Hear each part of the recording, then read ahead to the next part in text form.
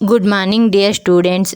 ఇప్పుడు మనం ఇంటర్మీడియట్లో ఏ గ్రూపు బెస్టో, అందులోనూ సెకండ్ లాంగ్వేజ్ ఏది తీసుకుంటే బెస్ట్, ఏ లాంగ్వేజ్ అయితే మనకు అదర్ స్టేట్కి వెళ్ళినా కూడా యూజ్ఫుల్ అవుతుందో చూద్దాం.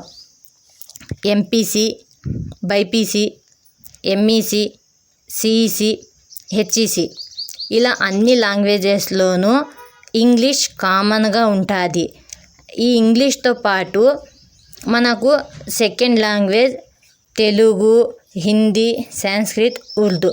ఇందులో మనకు ఇష్టమైన సెకండ్ లాంగ్వేజ్ని చూస్ చేసుకోవచ్చు. ఫర్ ఎగ్జాంపుల్కి తెలుగు తీసుకుంటే మన స్టేట్కి మాత్రమే యూజ్ అవుతుంది.